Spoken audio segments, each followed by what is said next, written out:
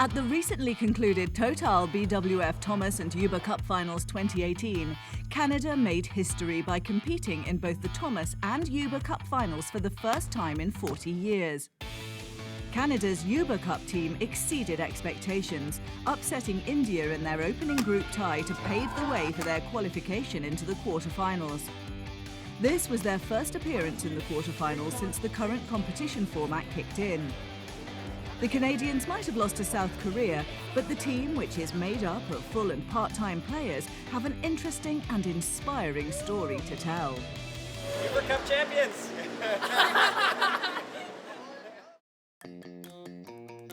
My name is Brittany Tam. I'm from Toronto, Canada. My mom is from Hong Kong and my dad's from China. I started when I was 5 years old. My mom brought me to the badminton club. Canada's very big, so there are a lot of clubs. In my province, there are probably like 30 clubs or something alone.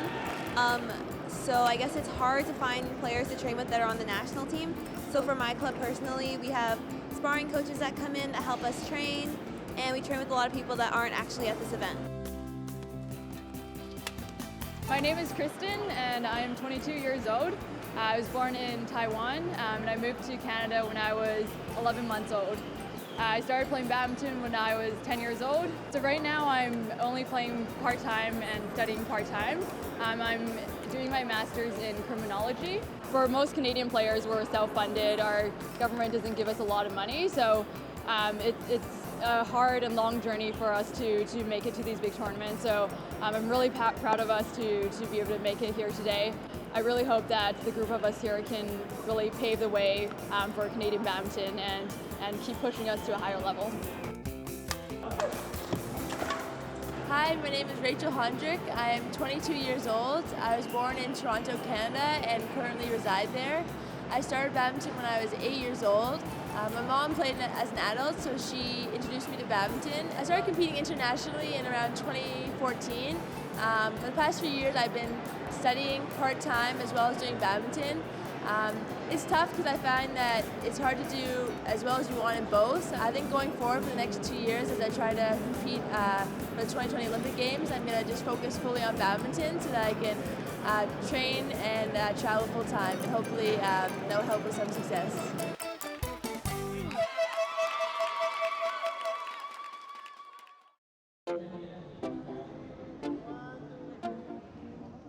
Hi, my name is Anne-Julie Beaulieu. I'm 23 years old.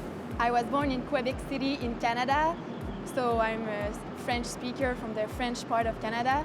So now I'm finishing university. I'm going to be a lawyer, so I'm going to start working this summer. We try to manage to play sports and to study because we can't really in Canada like win our life by playing badminton, so we have to think about our career and move on in life. So that's what I'm doing right now. Like, this is a very special tournament for me because this is my first major event, a BWF event.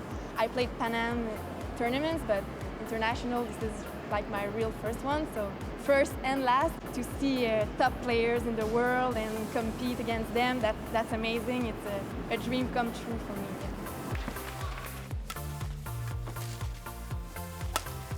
My name is Michelle Lee. I'm from Canada. I was born in Hong Kong and I immigrated to Canada when I was 6. I go to University of Toronto and I've tried to juggle studying and traveling, but it's very tough to do both. So then now I'm just full-time training and traveling and playing badminton.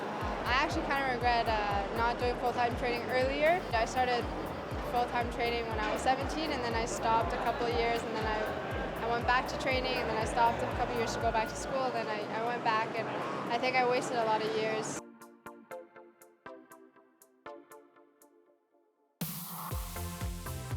It's very tough to play out of Canada. When I'm in Canada, I usually don't get to train very much because I don't really have anyone to train with. We kind of have to do everything ourselves. When I go to a tournament, I am pretty much the manager and everything I have to do on my own. I have to organize practice, organize flights, accommodation, and make sure that everything is perfect for me rather than just focusing on court.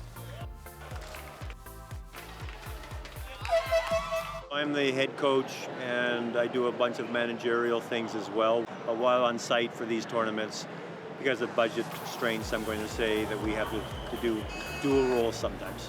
Funding isn't great, although we keep trying to make improvements on that. And for instance, this one here is the first time in a while that there's some partial funding for our athletes. There's financial constraints, and then trying to get time commitment.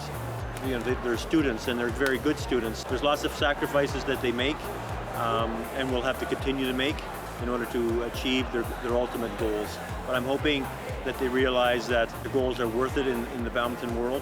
They're only young once as an athlete, and then I'm hoping that they feel that the sacrifice is worth it, and coming to an event such as prestigious as this hopefully will just reinforce that.